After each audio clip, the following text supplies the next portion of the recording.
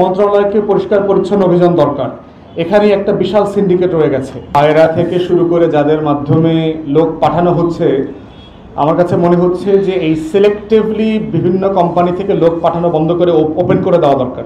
বিমানের জায়গা হচ্ছে যে ব্লক টিকিট কাটার একটা অপশন আছে, এটা বন্ধ করে দিতে হবে। সিম্পলি আমি বিভিন্ন জায়গায় জিজ্ঞেস করেছি যে বিভিন্ন যারা বিমান টিকিটের ব্যবসা করেন তারা 100 টিকিট একসাথে কেটে ফেলতে পারেন। আমি মনেই করি না যে বাংলাদেশে আসলে গার্মেন্টস ইন্ডাস্ট্রিতে দক্ষ লোকের খুব অভাব আছে। এই পরিমাণ দক্ষ লোক এখানে আছে। বাংলাদেশের মালিকরা একটা সমস্যায় ভোগেন, সেটা হচ্ছে যে খুবই দক্ষযোগ্য লোকদেরকে তার কোম্পানিতে চাকরি দিতে চান না, কারণ এই মানুষগুলো 5-10 বছর কাজ শিখে নতুন কোম্পানি করে ফেলে, তো তার প্রতিদ্বন্দ্বী বেড়ে যায়। তো সেই জায়গাতে তারা প্রেফার করেন যে শ্রীলঙ্কা থেকে একজনকে নিয়ে আসি, ইন্ডিয়া থেকে একজনকে নিয়ে আসি, যেন আমার কোনো কম্পিটিটর প্রতিদ্বন্দ্বী তৈরি না হয়। তো সেই জায়গাতে আমরা বোধ করছি যে এটা বাংলাদেশ থেকে সমাধান করা সম্ভব। দ্বিতীয়ত সমাধান করা সম্ভব বাইরে থেকে যারা ইংল্যান্ডে পড়াশোনা করছে, আমেরিকাতে পড়াশোনা করছে, বাংলাদেশ থেকে পড়তে গেছে, এমন তো হাজার হাজার লক্ষ লক্ষ স্টুডেন্ট আছে। আপনি যদি তাকে ভালো স্যালারি দেন সে বাংলাদেশে ফিরে আসবে। তো কিন্তু আপনি তো আবার আইন করে রাখছেন যে দ্বৈত নাগরিক হইলে সে এই সুবিধা পাবে না, ওই সুবিধা পাবে না। এটা কেন? এই জন্য দ্বৈত নাগরিকত্বের ব্যাপারটা তুলে ফেললে আপনি বাংলাদেশি অসংখ্য লক্ষ লক্ষ নাগরিক বাংলাদেশে ফিরে এসে এই দেশের জন্য কাজ করবেন এমন মানসিক প্রস্তুতি তাদের আছে। আয়রা থেকে শুরু করে যাদের মাধ্যমে লোক পাঠানো হচ্ছে, আমার কাছে মনে হচ্ছে যে এই সিলেক্টিভলি বিভিন্ন কোম্পানি থেকে লোক পাঠানো বন্ধ করে ওপেন করে দেওয়া দরকার।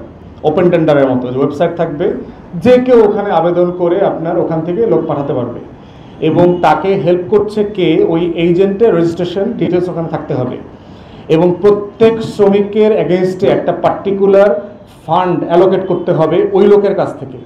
যে ধরেন এক্স কোম্পানি এই লোকটাকে সার্ভিস দিচ্ছে, তার ওই প্রতিটা লোক পাঠানোর সাপেক্ষে তার কাছ থেকে 50,000 টাকা এক্সট্রা করে সরকারকে রেখে দিতে হবে। কারণ যদি সে কোনোভাবে ফ্রড করে তাকে যেন একটা ন্যূনতম ক্ষতিপূরণ দেওয়ার ব্যবস্থা করা যায়। বাহিরে যেটা বেশি করা দরকার আমাদের, সেটা হচ্ছে আমাদের তো একটা লিটারেসির প্রবলেম আছে। যদি কোম্পানি টু কোম্পানি ব্যক্তি সরাসরি আবেদন করে যেতে পারে, এই জায়গাটা সবচেয়ে ভালো হবে। সেক্ষেত্রে আমার মনে হয় যে বাহিরে আমরা দেখেছি যে আপনার ডিজিটাল সার্ভিসের স্পেস আছে, লম্বা একটা বড় অফিস থাকে, 500 লোক ওখানে সার্ভ করতেছে, যে কোনো নাগরিক ওখানে গিয়ে তার কাছ থেকে সার্ভিস নিতে পারবে। তো যিনি এখন একটা মালয়েশিয়ান কোম্পানিতে যাবেন, ওই সার্ভিসটা যদি সরকার দিয়ে দিতে পারে তাহলে এখানে স্যালারিড লোক থাকবে, দালালিটা কেটে ফেলার সুযোগ আছে। এবং আমার কাছে মনে হচ্ছে যারা এই বিষয়ে এক্সপার্ট তাদের সাথে আরও বেশি এক্সপ্লোর করা দরকার যে কোন জায়গাতে হাত দিলে পরে এই দৌরাত্ম্যটা, এই সিন্ডিকেটটা কেটে ফেলা সম্ভব। এবং আমাদের মন্ত্রণালয়কে পরিষ্কার পরিচ্ছন্ন অভিযান দরকার। এখানে একটা বিশাল সিন্ডিকেট রয়ে গেছে। যদি আপনার নিজের পলিসি মেকিং জায়গাতে সচিবালয়ে যদি সমস্যা থেকে থাকে, কোনো পলিসি আপনি সাকসেসফুলি অপারেট করতে পারবেন না। এটা একটা বড় সমস্যার জায়গা। বিমানের জায়গা হচ্ছে যে ব্লক টিকিট কাটার একটা অপশন আছে, এটা বন্ধ করে দিতে হবে। সিম্পলি আমি বিভিন্ন জায়গায় জিজ্ঞেস করেছি যে বিভিন্ন যারা বিমান টিকিটের ব্যবসা করেন তারা 100 টিকিট একসাথে কেটে ফেলতে পারেন, 100 টিকিট কাটা যাবে না। এই ব্লক টিকিট কাটার যদি আপনি বন্ধ করতে পারেন, ট্রেনেও দেখবেন একই সমস্যা আছে, ব্লক দিয়ে 500 টিকিট কিনে নিয়ে আসতেছে, এটা কাটা যাবে না। এটা যে এনআইডি সিস্টেম করবার পরে কিন্তু ট্রেনেও আপনার দৌরাত্ম অনেক কমে গেছে, এখনও আছে ব্ল্যাক মার্কেটে, কিন্তু আমার কাছে মনে হয়েছে যে বিমানের ক্ষেত্রেও ব্লক টিকিট কাটারটা বন্ধ করতে পারলে, এবং যদি অনলাইনে কাটা যায়, এবং অনলাইনের কাটার সাথে যদি আপনি আইডিকে অ্যাড করে দিতে পারেন, সেক্ষেত্রে হয়তো আরেকটু স্বচ্ছতার সুযোগ তৈরি হবে বলে আমি মনে করি।